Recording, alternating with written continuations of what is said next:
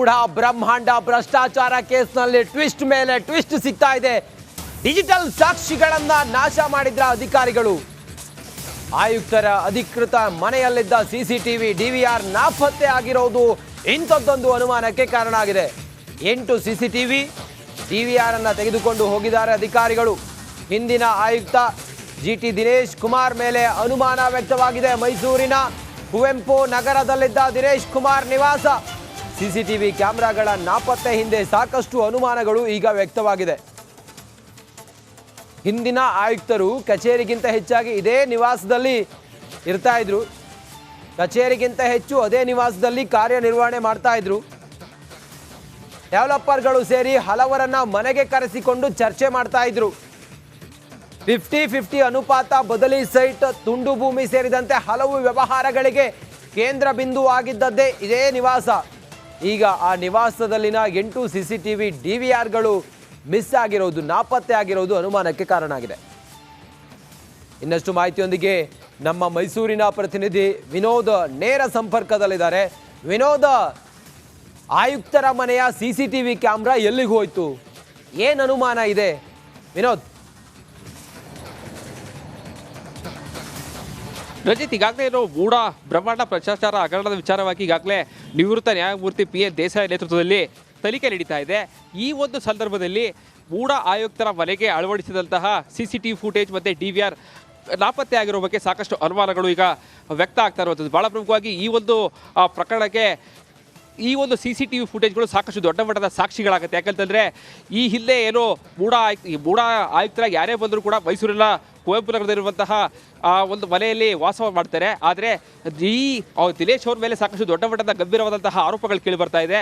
ಭಾಳ ಪ್ರಮುಖವಾಗಿ 50-50 ಹಗರಣದ ಮತ್ತು ತುಂಡು ಭೂಮಿಯ ಬದಲಿ ನಿವೇಶನಗಳಿರ್ಬೋದು, ಎಲ್ಲದಲ್ಲೂ ಕೂಡ ದೊಡ್ಡ ಮಟ್ಟದ ಅಕ್ರಮ ನಡೆದಿರೋ ಬಗ್ಗೆ ಈಗಾಗಲೇ ವರದಿಯಾಗಿದ್ದು ಅವರೆಲ್ಲ ಈಗಾಗಲೇ ಸಸ್ಪೆಂಡ್ ಕೂಡ ಮಾಡಲಾಗಿದೆ.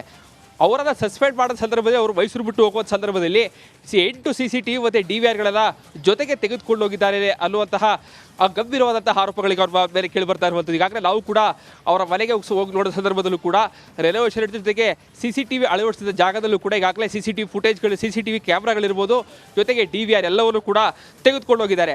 ಭಾಳ ಪ್ರಮುಖವಾಗಿ ಈಗಾಗಲೇ ತನಿಖೆ ನಡೆಯುವ ಸಂದರ್ಭದಲ್ಲಿ ಈಗ ಯಾಕೆ ಆ CCTVಗಳನ್ನ ತೆಗೆದುಕೊಂಡು ಹೋದ್ರು?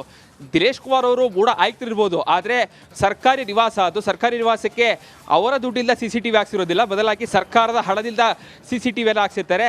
ಅವರು ಈಗ ತೆಗೆದುಕೊಂಡು ಹೋಗೋದಕ್ಕೆ ಅಧಿಕಾರಿಗಳು ಯಾಕೆ ಬಿಟ್ಟರು? ಯಾಕಂತಂದರೆ ಈ ಹಿಂದೆ ರೋಹಿಣಿ ಸಿಂಧು ಅವರು ಕೂಡ ಎಲ್ಲೋ ಜಿಲ್ಲಾಧಿಕಾರಿ ಆಗಿದ್ದರು. ಆ ಸಂದರ್ಭದಲ್ಲಿ ಅವರನ್ನು ಟ್ರಾನ್ಸ್ಫರ್ ಆದ ಸಂದರ್ಭದಲ್ಲಿ ಅವರ ಮನೆಯಲ್ಲಿದ್ದಂತಹ ಪೀಠೋಪಕರಣನ ತೆಗೆದುಕೊಂಡು ಹೋಗಿದ್ರು ಅಂತೇಳಿ ಸಾಕಷ್ಟು ದೊಡ್ಡ ಮಟ್ಟದ ಚರ್ಚೆಗಳಾಗಿತ್ತು. ಆಗ ಸರ್ಕಾರ ಮತ್ತೆ ವಾಪಸ್ ಕೊಡಬೇಕು ಅಂತೇಳಿ ಆದೇಶವನ್ನು ಕೂಡ ಮಾಡಿತ್ತು. ಈಗ ಸಿಗ್ತಾ ಇರುವಂತಹ ಮಾಹಿತಿಗಳ ಪ್ರಕಾರವಾಗಿ ಅವರು ವರ್ಗಾವಣೆ ಅಂದರೆ ಸಸ್ಪೆಂಡ್ ಆದ ಸಂದರ್ಭದಲ್ಲೂ ಕೂಡ ಯಾವಾಗ ಮೈಸೂರಿನಿಂದ ಹಗರಣ ಹೊರ ಬರುತ್ತೆ, ಬೈರತಿ ಸುರೇಶ್ ಅವರು ಮೈಸೂರಿಗೆ ಬಂದ ಸಂದರ್ಭದಲ್ಲಿ ಅವರನ್ನು ಯಾವುದೇ ಸ್ಥಳವನ್ನು ತೋರಿಸದಂತೆ ವರ್ಗಾವಣೆ ಮಾಡ್ತಾರೆ. ಸೊ ಆ ಸಂದರ್ಭದಲ್ಲಿ ಏನೋ ಮನೆ ಬಿಟ್ಟು ಹೋಗೋ ಸಂದರ್ಭದಲ್ಲಿ ಯಾವುದೇ ರೀತಿಯಾದಂತಹ ಲೆಕ್ಕವನ್ನು ಕೊಟ್ಟಿಲ್ಲ ಅಂತೇಳಿ ಈಗಾಗಲೇ ಅಧಿಕಾರಿಗಳು ಮಾಹಿತಿಯನ್ನು ಕೊಡ್ತಾ ಇರುವಂಥದ್ದು. ಯಾವೊಬ್ಬ ಅಧಿಕಾರಿಗಳು ಕೂಡ ಮನೆಯನ್ನು ಖಾಲಿ ಮಾಡುವ ಸಂದರ್ಭದಲ್ಲಿ ಪ್ರತಿಯೊಂದಲ್ಲೂ ಕೂಡ ಲೆಕ್ಕವನ್ನು ಕೊಡಬೇಕಾಗುತ್ತೆ. ಎಲ್ಲೋ ಒಂದು ಕಡೆ ತಾಂತ್ರಿಕ ಏನೋ ಈ ಒಂದು ಸಾಕ್ಷಿಯನ್ನು ನಾಶ ಮಾಡೋದಕ್ಕೆ ಮುಂದಾದ್ರ ಅನ್ನುವಂತಹ ಅನುಮಾನಗಳೀಗ ದೊಡ್ಡ ಮಟ್ಟದಲ್ಲಿ ದಿನೇಶ್ ಕುಮಾರ್ ಅವರ ಮೇಲೆ ಕೇಳಿ ಬರ್ತಾ ಇರುವಂಥದ್ದು. Ranjit, okay, thank you Vinod ನಿಮ್ಮೆಲ್ಲ ಮಾಹಿತಿಗಾಗಿ. ಮೂಢ ಬ್ರಹ್ಮಾಂಡ ಭ್ರಷ್ಟಾಚಾರ ಕೇಸ್ನಲ್ಲಿ ಟ್ವಿಸ್ಟ್ ಮೇಲೆ ಟ್ವಿಸ್ಟ್ ಸಿಗ್ತಾ ಇದೆ. ಡಿಜಿಟಲ್ ಸಾಕ್ಷಿಗಳನ್ನ ನಾಶ ಮಾಡಿದ್ರ ಅಧಿಕಾರಿಗಳು. ಆಯುಕ್ತರ ಅಧಿಕೃತ ಮನೆಯಲ್ಲಿದ್ದ ಸಿಸಿಟಿವಿ ಡಿವಿಆರ್ ನಾಪತ್ತೆ ಆಗಿರೋದು ಇಂಥದ್ದೊಂದು ಅನುಮಾನಕ್ಕೆ ಕಾರಣ ಆಗಿದೆ. 8 ಸಿಸಿಟಿವಿ ಡಿವಿಆರ್ ಅನ್ನ ತೆಗೆದುಕೊಂಡು ಹೋಗಿದ್ದಾರೆ ಅಧಿಕಾರಿಗಳು. ಹಿಂದಿನ ಆಯುಕ್ತ ಜಿಟಿ ದಿನೇಶ್ ಕುಮಾರ್ ಮೇಲೆ ಅನುಮಾನ ವ್ಯಕ್ತವಾಗಿದೆ. ಮೈಸೂರಿನ ಕುವೆಂಪು ನಗರದಲ್ಲಿದ್ದ ದಿನೇಶ್ ಕುಮಾರ್ ನಿವಾಸ ಸಿಸಿಟಿವಿ ಕ್ಯಾಮೆರಾಗಳ ನಾಪತ್ತೆ ಹಿಂದೆ ಸಾಕಷ್ಟು ಅನುಮಾನಗಳು ಈಗ ವ್ಯಕ್ತವಾಗಿದೆ. ಹಿಂದಿನ ಆಯುಕ್ತರು ಕಚೇರಿಗಿಂತ ಹೆಚ್ಚಾಗಿ ಇದೇ ನಿವಾಸದಲ್ಲಿ ಇರ್ತಾ ಇದ್ರು. ಕಚೇರಿಗಿಂತ ಹೆಚ್ಚು ಅದೇ ನಿವಾಸದಲ್ಲಿ ಕಾರ್ಯನಿರ್ವಹಣೆ ಮಾಡ್ತಾ ಇದ್ರು. ಡೆವಲಪರ್ಗಳು ಸೇರಿ ಹಲವರನ್ನ ಮನೆಗೆ ಕರೆಸಿಕೊಂಡು ಚರ್ಚೆ ಮಾಡ್ತಾ ಇದ್ರು. 50-50 ಅನುಪಾತ, ಬದಲಿ ಸೈಟ್, ತುಂಡು ಭೂಮಿ ಸೇರಿದಂತೆ ಹಲವು ವ್ಯವಹಾರಗಳಿಗೆ ಕೇಂದ್ರ ಬಿಂದು ಆಗಿದ್ದದ್ದೇ ಇದೇ ನಿವಾಸ. ಈಗ ಆ ನಿವಾಸದಲ್ಲಿನ 8 ಸಿಸಿಟಿವಿ ಡಿವಿಆರ್ಗಳು ಮಿಸ್ ಆಗಿರೋದು, ನಾಪತ್ತೆ ಆಗಿರೋದು ಅನುಮಾನಕ್ಕೆ ಕಾರಣ ಆಗಿದೆ.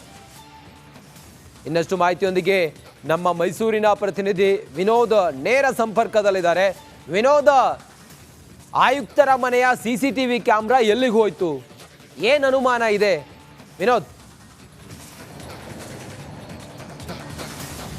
ರಜಿತ್, ಈಗಾಗಲೇ ಇರೋ ಮೂಡ ಬ್ರಹ್ಮಾಂಡ ಭ್ರಷ್ಟಾಚಾರ ಹಗರಣದ ವಿಚಾರವಾಗಿ ಈಗಾಗಲೇ ನಿವೃತ್ತ ನ್ಯಾಯಮೂರ್ತಿ PN ದೇಸಾಯಿ ನೇತೃತ್ವದಲ್ಲಿ ತನಿಖೆ ನಡೀತಾ ಇದೆ.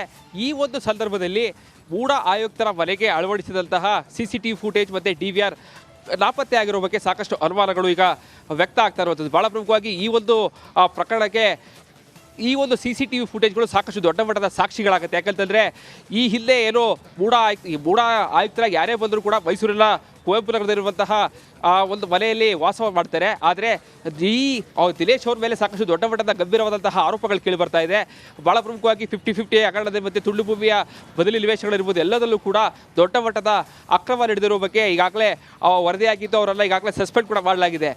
ಅವರನ್ನು ಸಸ್ಪೆಂಡ್ ಮಾಡಿದ ಸಂದರ್ಭದಲ್ಲಿ ಅವರು ಮೈಸೂರು ಬಿಟ್ಟು ಹೋಗುವ ಸಂದರ್ಭದಲ್ಲಿ 8 CCTV ಮತ್ತು DVRಗಳೆಲ್ಲ ಜೊತೆಗೆ ತೆಗೆದುಕೊಂಡು ಹೋಗಿದ್ದಾರೆ ಅನ್ನುವಂತಹ ಗಂಭೀರವಾದಂತಹ ಆರೋಪಗಳಿಗೆ ಅವ್ರ ಮೇಲೆ ಕೇಳಿ ಬರ್ತಾ ಇರುವಂಥದ್ದು. ಈಗಾಗಲೇ ನಾವು ಕೂಡ ಅವರ ಮನೆಗೆ ಹೋಗಿ ನೋಡಿದ ಸಂದರ್ಭದಲ್ಲೂ ಕೂಡ ರೆನೋವೇಷನ್ ಜೊತೆಗೆ CCTV ಅಳವಡಿಸಿದ ಜಾಗದಲ್ಲೂ ಕೂಡ ಈಗಾಗಲೇ CCTV ಫುಟೇಜ್ಗಳು, CCTV ಕ್ಯಾಮ್ರಾಗಳಿರ್ಬೋದು, ಜೊತೆಗೆ DVR ಎಲ್ಲವನ್ನು ಕೂಡ ತೆಗೆದುಕೊಂಡು ಹೋಗಿದ್ದಾರೆ.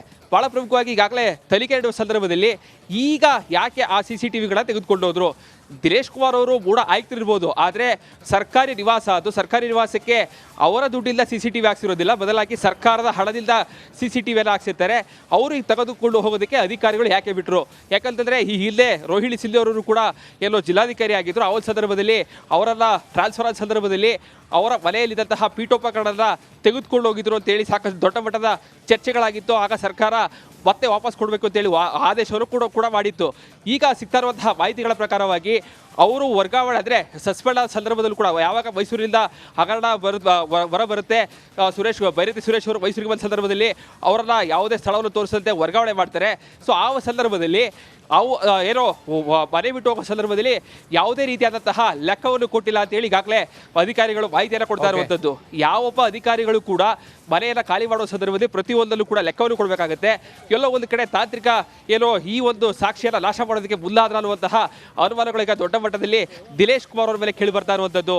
Ranjit. Okay, thank you Vinod ನಿಮ್ಮೆಲ್ಲ ಮಾಹಿತಿಗಾಗಿ. ನಮಸ್ಕಾರ, ಕರ್ನಾಟಕ ಪ್ರೈಮ್ ಟೈಮ್ಗೆ ಸ್ವಾಗತ. ನಾನು ಜಯಪ್ರಕಾಶ್ ಶೆಟ್ಟಿ. ಇಡೀ ಕರ್ನಾಡು ಇವತ್ತು ರೆಬೆಲ್ ಆಗಿ ನಿಂತಿದೆ. ಈ ಹಗರಣಗಳನ್ನು ಸದನದಲ್ಲಿ ಪ್ರಸ್ತಾಪ ಮಾಡಲು ಕೂಡ ಕಾಂಗ್ರೆಸ್ ಹಿಂದೇಟು ಹಾಕಿದ್ದೇಕೆ? ನಿಮ್ಗೆ ಸಂಬಳ ಅದಕ್ಕೆ, ನಿಮಗೆ ವಾಹನ ಅದಕ್ಕೆ, ನಿಮಗೆ ವೆಪನ್ ಅದಕ್ಕೆ, ನೀವು ಅದನ್ನು ಸೆರೆ ಹಿಡಬೇಕಾಗಿತ್ತು. ನೀವು ವಿದ್ಯುತ್ ಬರ ಇದೆ ಅಂತ ಹೇಳ್ತಾ ಇದ್ದೀರಿ, ಎಲ್ಲಿ ಬರ ಇದೆ ನೀವು ಹೇಳಬೇಕು. ಪಾಕಿಸ್ತಾನ್ ಆಕ್ಯುಪೈಡ್ ಕಾಶ್ಮೀರ್ ಅದು ಎಂದೆಂದಿಗೂ ನಮ್ಮದು. 40 ಮೆಷಿನ್ಗಳು ತಂದಿತ್ತು ನೋಟ್ ಎಣಿಸುವುದಕ್ಕೆ, ಅದೇ ಹಾಳಾಯಿತು. ಮಥುರಾದ ಗಲಾಟೆ ಇದೆಯಲ್ಲ, ಅದು ಸ್ಥಳೀಯವಾಗಿ ಕೂತು ಪರಿಹರಿಸಬಹುದಾದಂಥ ಕಾನೂನಿದೆ. ಗ್ಯಾರಂಟಿ ಯೋಜನೆಯಿಂದ ನಷ್ಟ ಆಗಿದೆ, ಲಾಭ ಆಗಿದೆ, ದಯವಿಟ್ಟು ಹೇಳಿ. Dawood Ibrahim most wanted criminal ಯಾವಾಗಾದ ಅಂದರೆ ಇಲ್ಲಿ ತನಕ ಭಾರತ ದೇಶದಲ್ಲಿ ಓರ್ವ ದಲಿತ ಪ್ರಧಾನಿಯಾದಂಥ ಇತಿಹಾಸವೇ ಇಲ್ಲ. ರಿಪಬ್ಲಿಕ್ ವರ್ಲ್ಡ್ ಆಪ್ ಇದು ಕೇವಲ ಅಪ್ಲಿಕೇಶನ್ ಅಲ್ಲ, ಸಮಗ್ರ ಸುದ್ದಿಗಳ ಸಂಪರ್ಕ ಮಾರ್ಗಕ್ಕೆ ಕ್ರಾಂತಿಕಾರಿ ಬದಲಾವಣೆ. ರಿಪಬ್ಲಿಕ್ ವರ್ಲ್ಡ್ ಆಪ್ ಕೇವಲ ಸುದ್ದಿ ಅಪ್ಲಿಕೇಶನ್ ಅನ್ನ ಪರಿಚಯ ಮಾಡ್ತಾ ಇಲ್ಲ, ಬದಲಾಗಿ ಡಿಜಿಟಲ್ ಸುದ್ದಿ ಬಳಕೆಯ ಹೊಸ ಯುಗಕ್ಕೆ ನಾಂದಿ ಹಾಡ್ತಾ ಇದೆ. ಇದೊಂದು ಬ್ರೇಕಿಂಗ್ ನ್ಯೂಸ್, ಪ್ರಭಾವಶಾಲಿ ಕಾರ್ಯಕ್ರಮಗಳಿಗೆ ಗಟ್ಟಿಯಾದ ವೇದಿಕೆ. ರಿಪಬ್ಲಿಕ್ ವರ್ಲ್ಡ್ ಅಪ್ಲಿಕೇಶನ್ ಈಗ ಲೈವ್ ಆಗಿದೆ. ಗೂಗಲ್ ಪ್ಲೇ ಸ್ಟೋರ್ ಮತ್ತು ಆಪಲ್ ಆಪ್ ಸ್ಟೋರ್ ಎರಡರಲ್ಲೂ ಲಭ್ಯವಿದೆ. ಈಗಲೇ ಡೌನ್ಲೋಡ್ ಮಾಡಿ.